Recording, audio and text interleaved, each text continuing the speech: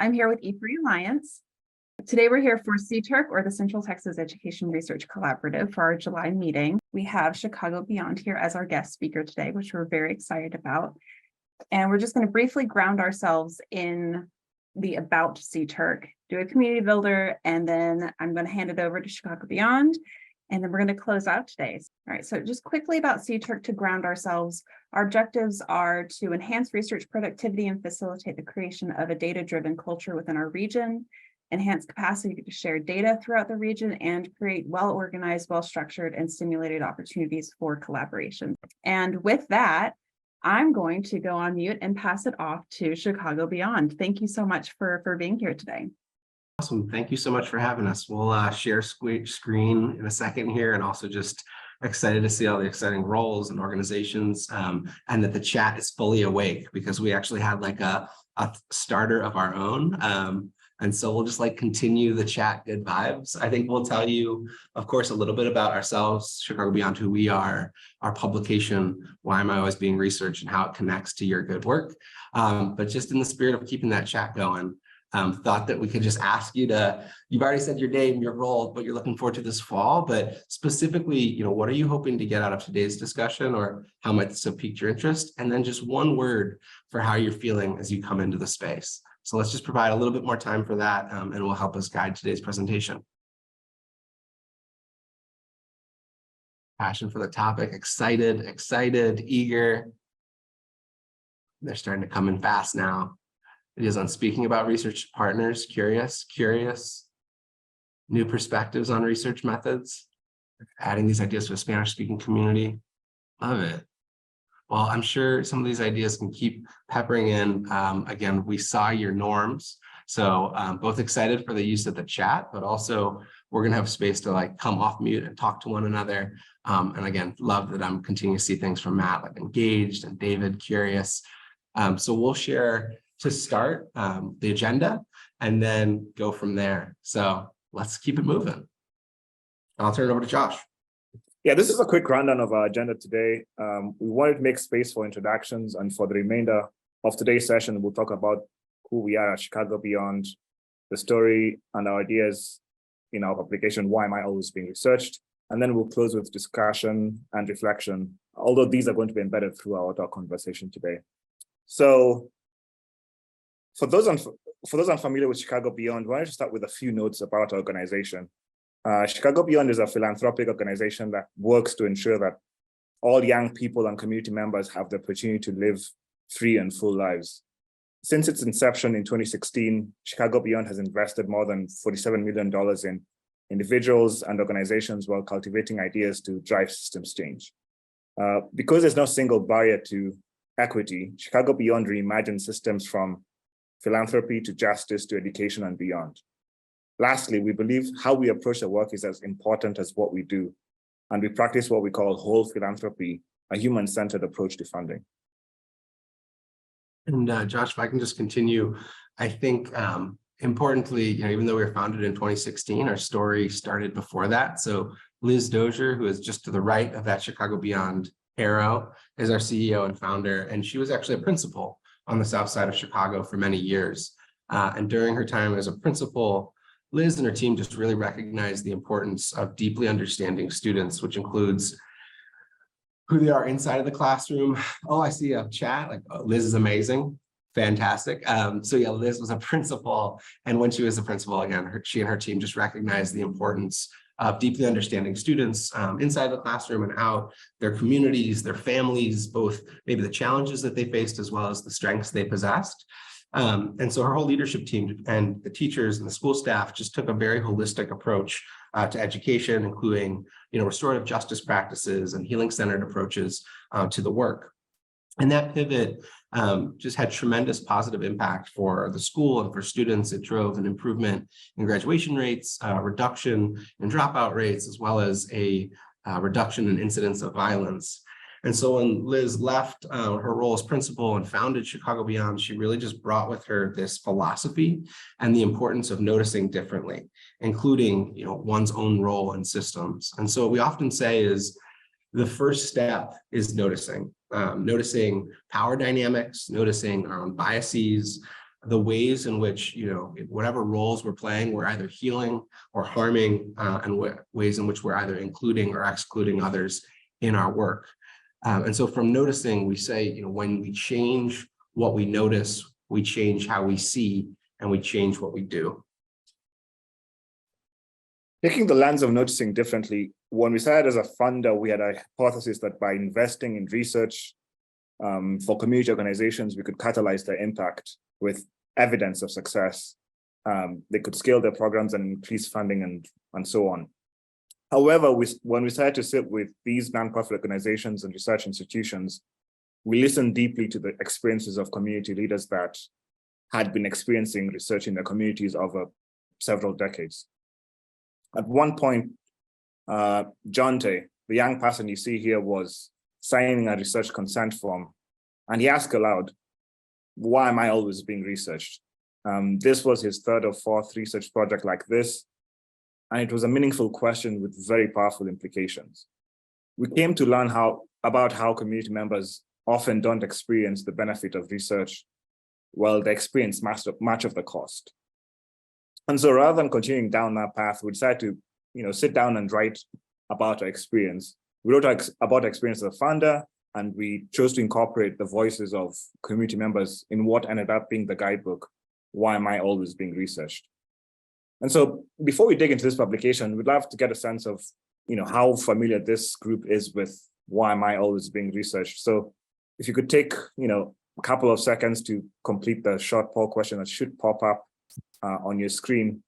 All you just sort of say, in response to the question, yes, no, maybe, not sure, and then we'll move on. Awesome. Okay, so we've got a good split. We've got about a third of people who have maybe heard about it, 60% or so, or 59% haven't, and then some like maybe. So that's fantastic. Again, we speak to different organizations across the country with different degrees of familiarity. And so for those who are new to it, we're excited to share just the ideas from the jump. And for those who are familiar with it, an opportunity to go a little bit deeper. So from there, I think the central premise of Why Am I Always Being Researched is this: if evidence matters, we must care how it gets made. And just again, to sink in, if evidence matters, we must care how it gets made. And so specifically, if you dig into this guidebook, you'll find there are 7 inequities that we believe stand in the way of impact, which framed differently are 7 opportunities for positive change. So these are access, information, validity, ownership, value, accountability, and authorship. And so again, to make this a dynamic conversation, Josh and I will go through a few of these at a time, and then we'll probably pause, ask a question for your reflection, and then I might even pull the screen down just so we might be able to see one another's faces and hear your reflections. So that's what we'll do for the next several minutes, and then of course create space at the end for further reflection and Q&A for those who want to stick around. So let's jump in. Josh, I'll turn it over to you to talk a little bit about access. Access. The inequity of access highlights that conversations about research often happen without community members at the table, or if the community members are there, it happens by invite only. As an example, one of the organizations in Chicago which we collaborate frequently with is CPS, the Chicago Public Schools.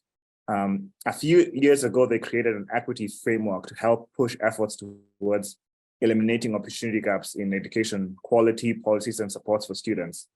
As part of the process for the development of the framework, they sought to incorporate input from stakeholders across the board. So like, parent groups, different nonprofits, etc. And in addition to this, they spent time engaging with students, listening to them, but also getting their say as part of different committees that were involved in the process. Students were not just invited to the table, but they also had an active voice in shaping the what ended up being a very successful equity framework. And so the question we ask for this specific inequity and opportunity is, could we be minimizing potential impact by who we allow to meaningfully lead? And then carrying forward, thank you, Josh, for sharing that framework in the chat. We'll pepper in some URLs throughout if you ever want to learn more. The second inequity or opportunity is information, which just highlights that not everybody gets access to the same information and at the same time. and also misinformation can create or take us further from the truth. So I'm actually going to use a non-Chicago Beyond example. Before I came to Chicago Beyond, I spent about 2.5 years in management consulting. At that time, there was many benefits and learnings from it, but I also found frequently that not all information was shared, like data, suggested interventions, project plans with all parties kind of at the same time. It was often like a higher level top-down style of approach. So for instance, on one project, we were supporting a group of universities with college student retention efforts. And so while the firm brought in outside partners and experts and the like, the information and the ideas and the project plans weren't always socialized and inviting in the input of university leaders, of professors and teachers and students and staff. And I think the question that I took from that, and also is in why am I always being researched, is can we actually effectively partner with individuals or organizations if information is not wholly shared? And so where we'd like to go next, that was just a few of the ideas. So whether it's in your current work or another aspect of your life, prior professional or personal experience, we want to just take 30, 40 seconds here to ask, where have you noticed one or more of these inequities show up? And what impact did that have on human beings or on your efforts for positive social change? And so again, quiet for about 30 seconds. You can feel free to add something in the chat, but then I'll actually pull the screen down. I'd love for us to just talk to one another. So I'll start a timer. I'm a former teacher myself, and then we'll come back in 30 seconds. Awesome. So I know we've only got a few folks on camera. That's okay if you're having an off-camera day. I've had them. But yeah, I would love to see folks either in the chat or just come right off mute and let us know, where maybe have you seen access or information gaps.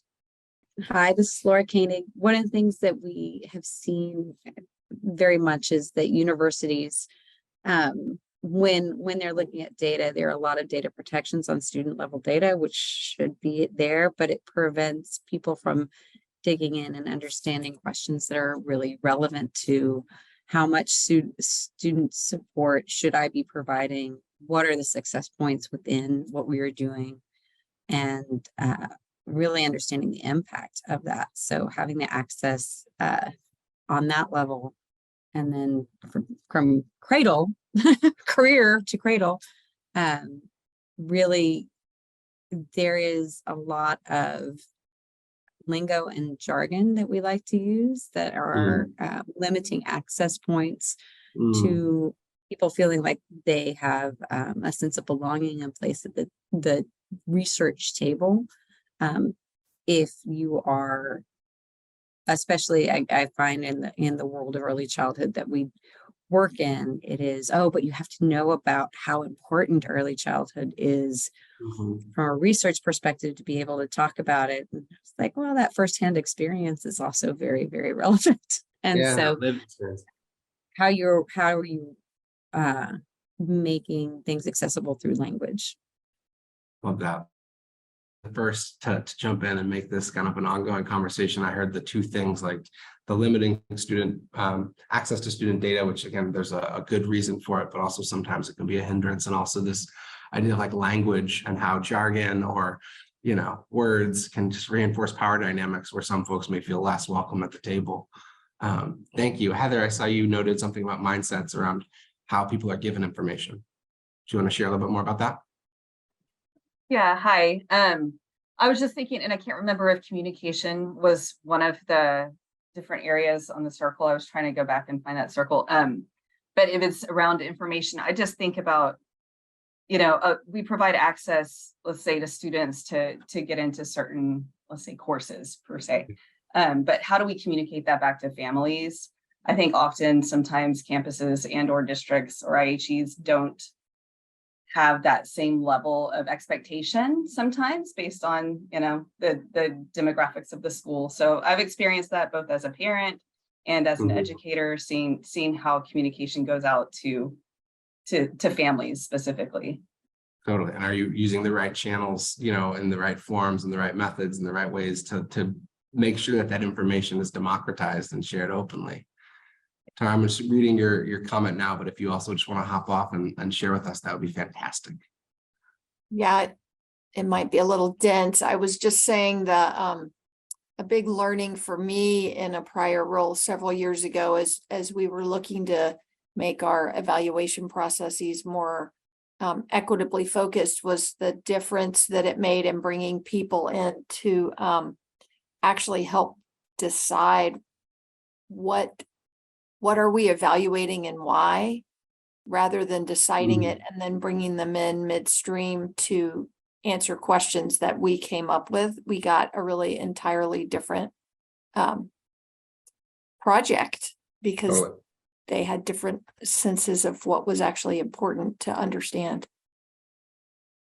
Appreciate that. And that is also something that we found in our work, right? Like the bring them in too late. And it's more of like, can you just ratify the things, or again, not being a part of the table and having that access right from the jump and how it can really influence things. Dr. AJ, do you want to share? And then maybe we'll keep going and there will be more space for conversation as we go.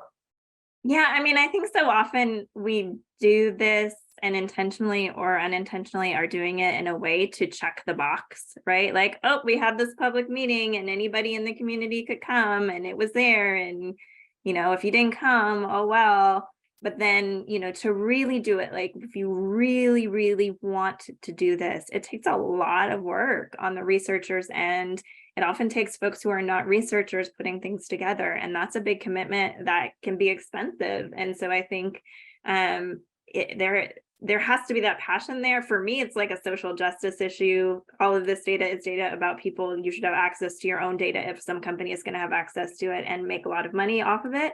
But I'm going to get off my soapbox now because I just think, you know, we have to be willing to acknowledge that to really do this does take that commitment, and we have to be on board with doing it.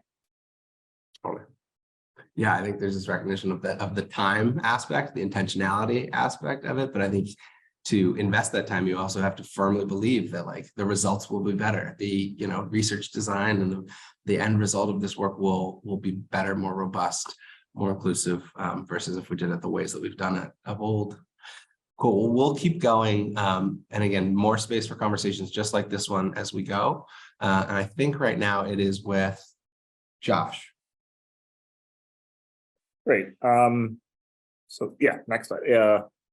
Validity is the next one we'll be talking about. And this recognizes an equity that not everyone's knowledge is equally valued. What happens often is that, you know, experts hold the authority to produce and interpret knowledge, and this tends to diminish community voice. An example from a previous role, a few years ago, I was working for a social enterprise in the agriculture and microfinance space. And during the course of one of the seasons when I was working there, we learned that our customers who happen to be farmers were not following the guidelines that our officers in the field were providing for planting and managing their farms. Some of these farmers were not even showing up for regularly scheduled meetings, whether it be receiving the products and going through the process of learning about how to plant and weed and manage them all the way to harvest. And so we decided to spend some time, talking to and listening to a number of farmers, and we discovered that they felt that the instructions that we were providing were through our officers were unnecessary, and in some cases were incorrect for their situation. And so what they decided to do is I'm not going to go for this meeting because you're going to give me, incorrect information that doesn't work in my farm. And they chose to go with what worked for them. And so based on this, we decided to recalibrate our approach to how we worked with them. We decided to acknowledge the fact that we had to acknowledge and incorporate the experience and deep insight into what worked for them in the individual cases. And this helped streamline the training. In some cases, if we enrolled somebody into the program that happened to have less experience, they're more willing to show up, but we were leaning on the experience of the farmers who had been farming for years and they knew what worked to help refine our training approach. And this proved to be quite successful years down the line because, people who had to show up, showed up, and people who didn't need to show up, didn't show up, and we were leaning into the experience to help streamline and guide this process. And so the question I ask here is, could we be making uninformed decisions because of who or what we allow as valid inputs? Moving, the opportunity of ownership highlights that community members often don't have control over research or policy development processes, or in the funding parallel, nonprofit organizations don't get full ownership of the funds that they're able to use. And as a result, the research or the policy, while they don't have a lot of input into its development, they do have, and they are impacted by the outcomes. And so as a funding example, again, knowing that we were early funding research, now we continue to fund nonprofit organizations here in Chicago. Chicago Beyond really entrusts our grant, we call them grant partners, with unrestricted funds and sort of full ownership of how they'd like to use them. So, for example, over the past several years, we've invested over $300,000 in an organization called Girls in the Hood, which provides Black girls with reproductive resources, social support services, and sexual health education. And while some funders might restrict how nonprofits use their funds, like no use of funds for capital expenses or other restrictions, Girls in the Hood just has had full ownership of how they wanted to deploy those monies. And so as a result, they ended up purchasing a facility for their local headquarters, which they use to increase their program and the young people that they serve. It increased volunteerism, it increased fundraising, and increased just their credibility. And so I think in research and policy and the world of funding, it's important to ask ourselves whose ownership is assumed and whose must be earned. Thanks for that. Values are excellent, and then we'll pause for questions and reflections. So value highlights the inequity that research and policy often overlooks what's working. It potentially overestimates the value to community and underestimates the costs. So an example for this is, the intangible and tangible cost in research design for community-based programs bear this inequity in mind. For example, when you're choosing a research design with a randomized assignment, this can impact the number of people engaged and the flexibility to decide who receives services. And so for a community program that might have had an open door policy, which allows for people to leave and return, a randomized assignment might close the door for services to some individuals. And it can also exclude, people in the neighborhood from receiving services from the program if they get randomized out. And what even could be worse is that if these programs could have age limit states like focused on youth, a randomized assignment could permanently prevent a young person from accessing the program.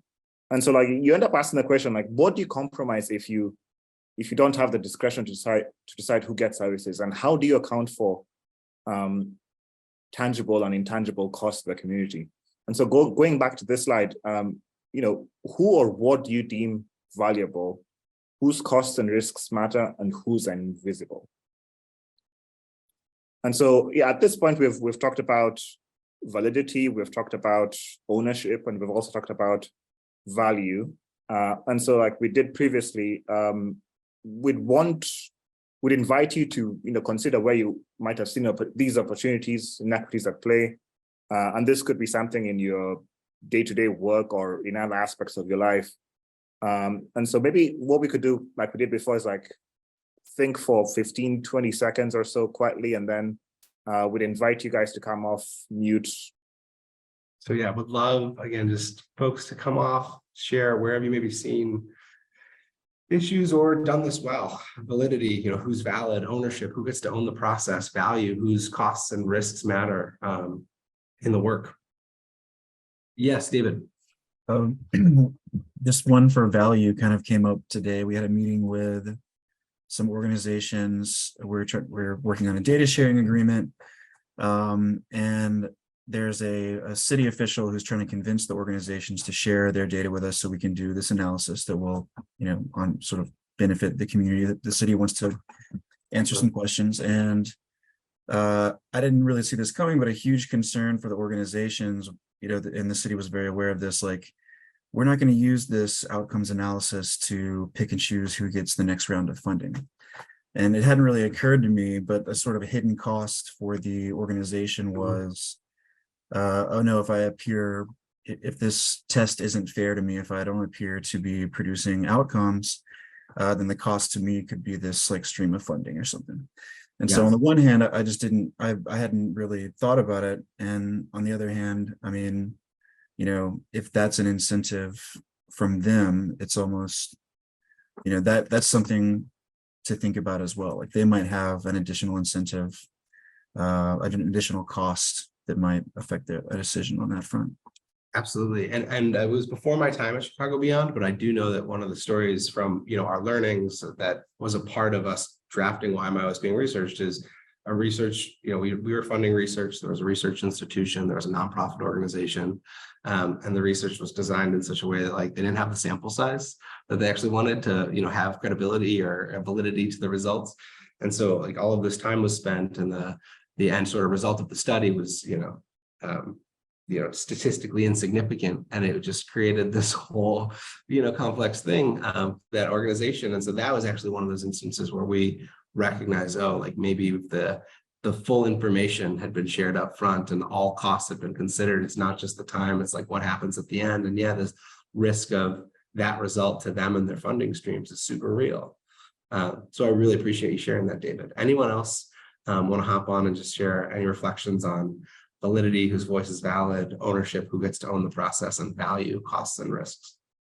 Also seen we were talking about the randomization in a previous life. I've seen the impact of that as well, of the randomized control trial and the impact on community of, well, what if I don't get services? And the specific community was rather small. And so I feel like really taking into account the impact on people is huge. It's huge. No, I'm really glad. So what impact did it have? A massive impact, like access to services, definitely. And I think to that earlier point about research design and having the right folks at the table, like up front, like there are different ways that you might go about research, right? There are different ways that you might choose research methods, and some might be better for versus others. But if not everyone's at the table, and if not everyone's actually being listened to, and all of those risks that David mentioned like aren't actually surfaced from the jump, you just kind of continue to create these sort of inequitable situations. So let's keep it moving. There's two more, and then we'll pause for kind of like one final reflection. The inequity of accountability just highlights that often those with power, such as researchers or funders or policymakers, are often less accountable or can be less accountable if things go awry. So in the funding example, we as a funder have recognized the importance of making shifts when we have been playing into maybe harmful power dynamics. And so earlier on in our funding, we had a pretty dense legal contract in our grant award letter. So the contract that goes to our grant partners and needs to be signed before funds can be distributed. And we had that for several years until a partner pointed out to us that it was dense, that it was not approachable, that there were stipulations in there that maybe didn't make any sense, that had been carryovers from like prior boilerplate language. And so we just owned that, grappled with that, recognized that, and then decided to take new action. So we shifted course, and we now have a much simpler, more approachable grant contract that only includes the necessary provisions and nothing more. And when we think about this in your work in research or education, we need to really do that mirror work and ask ourselves, are we holding the right parties accountable if the approach creates harm or does not work? If the research that David was referring to gets further along and it does create a real cost to that organization, let's say, who has to account for that, and what happens next? Authorship. This is the last one, and then we'll have a chance to like discuss this last two, and then all seven at once in the full context. So this one highlights the inequity that those in power are able to shape the narrative most of the time, including how information is interpreted. And what tends to happen is that those with less power are excluded from this process, or their story is not told.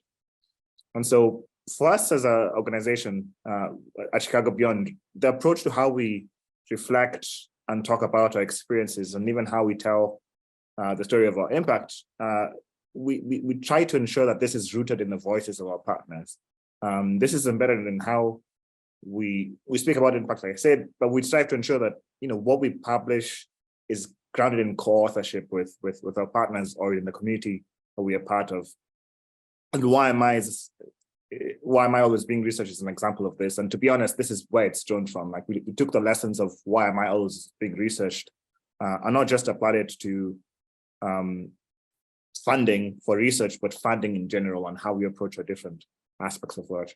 And so for research, I think the way we see it, the goal should be to honor community voices, to incorporate their input and to invite co-ownership with them in how results are contextualized and shared, and not co-opting their stories to shape, our own narrative.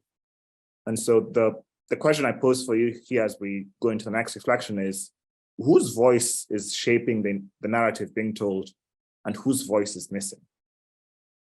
And so we've gone through a couple of, the last two inequities, accountability and authorship. And once again, we'd like to invite you to consider where you might have seen these opportunities at play, either again in your day-to-day work or in other parts of your life. And so consider where you've seen this and the kind of impact it might have had. And so once again, I'll give us 20, 30 seconds or so, and then, think quietly, and then we'll come off mute and share our reflections as a group. So we have gotten a lot of voices in the mix: Katie, David, Dr. AJ, Tara, Heather, Laura, others. So please, if you haven't had a chance to speak up, we'll invite you in. And then also, Dr. AJ, I know you put something in the chat, so maybe do you just want to speak to that from the jump? Yeah, so I have a couple of things. There's kind of two research organizations, research presentations that I really kind of fangirled over in the past year. One is this one, which is why I was like, we have to get them to come to CTERC. And then the second one is one that Measure, which is an Austin organization, has done on some of the work that we did around chronic absence. And they wrote a black paper for us on that. And they have been really strong at investing in some of the underserved communities in Austin to develop community researchers in those communities.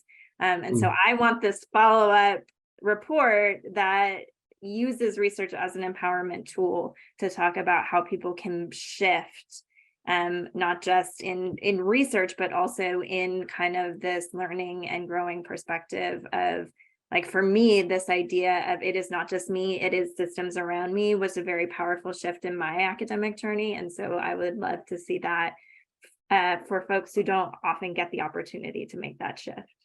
Yeah, and that it's not just me, systems around me, but also where's the role that I play in the system? Because we all, wherever we sit, we're in some system or another with some degree of power. And I also love, Dr. AJ, what we just shared is this, not just looking for non-examples, but positive examples that you've seen where accountability, has maybe been more equitable, or authorship has been more equitable. So maybe if we can just get 1 to 2 folks to chime in, where, if at all, have you seen accountability or author show up in good or less good ways? One of the things I note is for E3 Alliance, our theory of change necessitates meaning making of the data. And so not necessarily classic research in terms of we set up a whole research design, but we're puzzling through this research with our community.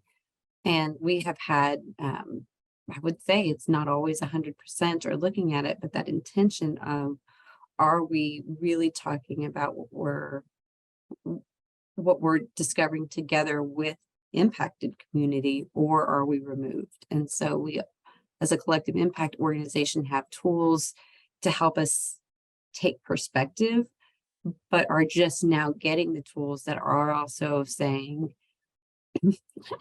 asking after the question has already been authored is a different point of view.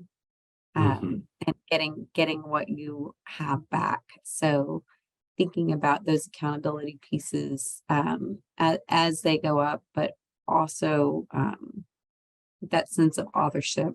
Our education community is very very represented in all the data that we show and wonder and ponder about, but students and families and cross-sector partners are not as represented, and recognizing that and also saying, we need the space to change. Yeah. Is one of the reasons why we're excited about your presentation and how we are seeing the differences in impact, but we use the 5 whys a lot with our education partners to take that step back and saying, not only are we seeing something in the data, but how are we going back and kind of validating it? Or once assumptions are put on the table, how do we go and say, okay, we recognize that that is not perfect knowledge, that's an assumption. How are we validating it? Or how are we taking it back and doing an empathy interview, looking at how this aligns with other experience. And as I said, our model has been more after the fact of doing that preliminary run of the data. And my wondering is like how that would change if it was on the onset more often. Love that reflection. Thank you, Laura. And the 5 whys made me smile because we also use the 5 whys as a framework in our organization often. I saw a note from Cinda, and then also Lauren, I saw you come off. I don't know if either of you wanted to share. No, I just wanted to say that, yeah, I think that accountability is huge. And we saw that a lot when I was working at a school district. And we have researchers come to us with like, like kind of some sensitive surveys and other things. And we'd be like, can you provide a list of services of people if this brings up issues for people? And they like would not have thought through that. And they'd be like, oh, well, I thought you have school counselors who could take care of that. And so yeah, just like sort of offboarding extra work or creating extra work for those community partners or subjects of your studies was really, really difficult as a school district person. But now I'm kind of on the other side of it, and I'm working with UT, and I do see some efforts where there are projects that are working really closely with the communities to design the studies to help them get information back out, like the one that I put in the link, Whole Communities, Whole Health. They're creating an app to give live feedback on the study of like the, water conditions and air pollution conditions in their communities where they're doing those studies. And so, yeah, I think there are groups that are really trying hard to address some of those things and really be a true partner that is giving back. But when I was at the school district, I did see a lot of negligence of that, and the school district was just a ready-made subject pool, and so being that was really difficult in that community. Yeah, and again, it's kind of it's a circle because these things are interlinked and they align, but part of that just is value, like what are the risks or the costs, right? And how do we mitigate those costs or address them, Right. and also have the perspective on that. Exactly. I will keep it moving to the top of the hour. I think we'll wrap, and then we'll stick around, Josh and I, if there's others who want to keep going with Q&A or just another open discussion. But I think just to wrap up, we just wanted to say, thank you so much for this conversation. We do have a few closing remarks after this, but we wanted to pause and now just give you space to independently, fill out. It's both a survey and a reflection. So 3 quick questions, which are really just, what about today resonated, or are you going to kind of leave here thinking about what might you want to do next? And then lastly, we're always seeking feedback. What could we do better? What questions do you have, and what could maybe be clearer? So if you've got a phone, you can use the QR code. And if you don't have a phone and you're just on your computer, I think Josh will put the form in the chat. There it is. And so right now, again, it'll be quiet for, let's say, 3 to 4 minutes. And then we'll just wrap up around 2:55 with some closing ideas. So please, feedback is a gift. And this final reflection would be wonderful. So I ask you to each just take a minute and complete this quick survey/reflection. So again, so grateful to be with you. And one of the things that's just really exciting for Josh and I is to be able to speak with groups like yours, humans like you, and also excited to just follow the work that you'll do here and are already doing, of course.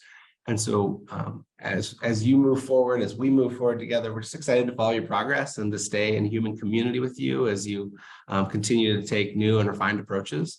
And we wanted to share a couple examples of other work where we've seen, why am I resonating and folks building on that. So we have a friend, Dr. Wendy Castillo at Princeton, who co-authored an education working paper, How to Quant Crit, which applies critical race theory to quantitative research methods. And when she speaks, she often references Why Am I Always Being Researched as one of the inspirations of her work. So her paper is public. Feel free to check that out. A few months ago, we had the chance to chat with the city of Alexandria, and they've launched a research and data equity guide, also public, to promote equitable research and policy creation. And so that's another just exciting example of the work both resonating and growing and people applying it in new ways. And again, we recognize that we are just one of many in this conversation. So lots of influences to each of these organizations. And then also the National Network of Education Research Practice Partnerships has held its own sort of organic series of critical conversations that apply the lessons from Why Am I Always Being Researched. And so we've just been excited to learn about that. And I'm sure there are other examples that we're unaware of, but just grateful for this time and this space with you, and grateful for the work that you are doing and the way that you are continuing to think about more and more equitable approaches to the work you do. So I'll turn it over to Josh to just kind of close this out. Yeah, to conclude, if evidence matters, we must care about how it's made. We'd encourage you to continue the conversation with us by subscribing to our newsletter. The QR code will take you to a link that allows you to do that. I'll also drop a direct link in the chat. Thank you so much. We really appreciate all of the resources, your expertise. So thank you so much for sharing today. Did anyone have any questions?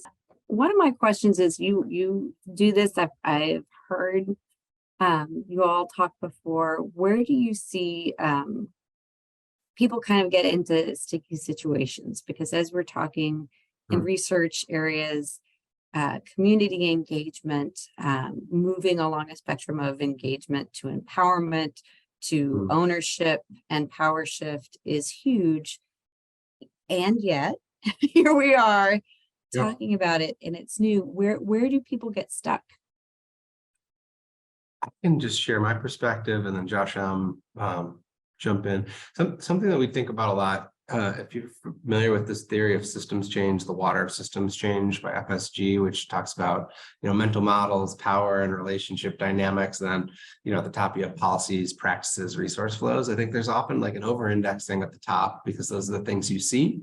But where the real substantial sustainable change can happen is with mental models. So to that example of, do you invite the right folks everyone into the table at the jump and set the right relationship and power dynamics? Like a lot of that has to be with, underlying mental models and beliefs about like, do we believe that the voices of the, community members are valid? A lot of people will say that, but like at the end of the day, like you have to really believe it in your head and your heart and your soul. And so I think there's an element in my mind of like where people get into sticky situations is thinking or saying or doing the right things, but not really having the full underlying mental model shift that's needed. And then also, I think, again, building diverse stakeholder coalitions can be challenging, different lived experiences. And so it, takes a high degree of humility and relationship building and love and like time. I think like the human relationships take time to build. They're not just automatic things. And so I think that point was made earlier, the time that it takes to do this, but the results can be much more profound. So I don't know, it's kind of a general description, but I do think it kind of aligns with some of those concepts. Josh, Mukatha, do you have other thoughts, reflections?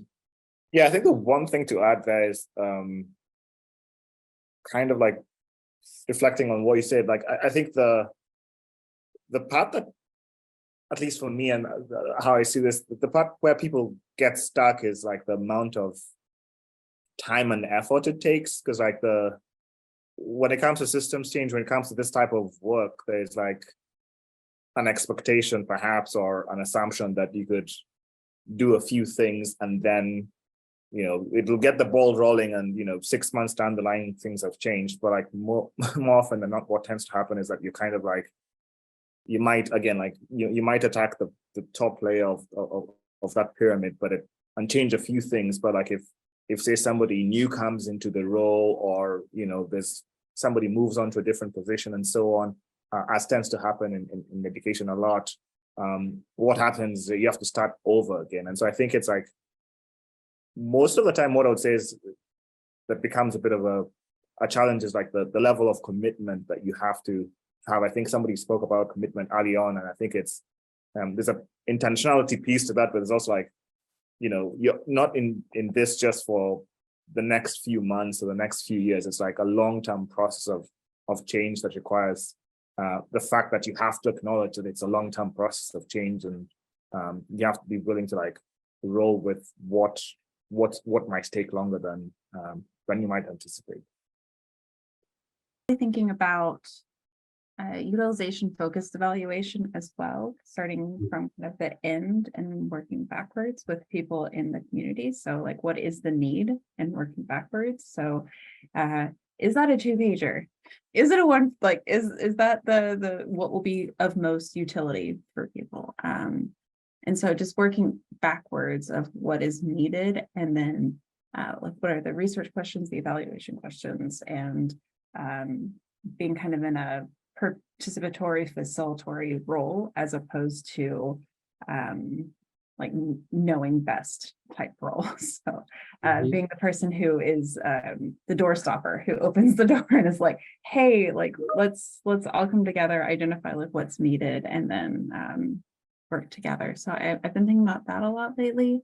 And I guess my question is as an evaluation, I have seen instances where like community champions are, or like community meetings are attended, and people are like, I guess the assumption that the table that I have is the right table. There are other tables in the community, and I don't want to open that door unnecessarily if that's not the place that I need to be at, but at the same time, like wanting to be in community. So the assumption that like my table is the table, right? Like, how do I work around that? Like, where are the different tables happening? Is this metaphor just getting out of control? No, it's not. It's Okay. I mean, I think the question about what is needed, and then the extension I would add that we often say is like, according to whom, right? Like, are you getting the answer to that question, what is needed, from the right folks? And even again, when you have this concept of like, oh, we have the community meeting, like, to your point, like, are there other networks or network of networks that are not still here? And also like, it will take a lot of intentionality to reach those folks, or just at least, time and expertise and intentionality and to do that. And I don't ever know if there's like a perfect answer. I know for us on funding, like, we know that there's a lot of organizations in Chicago that get funds, or a lot of nonprofit organizations, but a smaller subset just gets a lot of the money. And there's a lot of nonprofits who are just getting very little funds, budgets of less than $50,000. And our theory is that there's a lot of organizations, there's an abundance of organizations that we need to find that and resource significantly, because they are doing really impactful work according to the community, and again, have just not had access to the capital to do it. And so for us, we're often devising new ways that we can learn about these organizations. So we have like a people's assembly that makes recommendations. Every time we have a new partner, we encourage them to give us or to invite in their recommendations. And so it's like this network of network strategy. And it's maybe the same, maybe a little different for research, as you're trying to figure out like that table and make it as inclusive or representative of the design as like you're looking for. So it's a hard question. It resonates. I don't have a clear answer. I just think that the extension I'd add is like, what is needed according to whom, and then how do we, continue efforts to bring those folks in and set the power dynamics so that they're listened to and heard, and again, all of those 7 opportunities that we just talked about. Definitely. And I think, to circle back, CTERC is a great way to go, bringing in a lot of different people from a lot of different networks, but it's the network of network that we're talking about too, and looking at the table and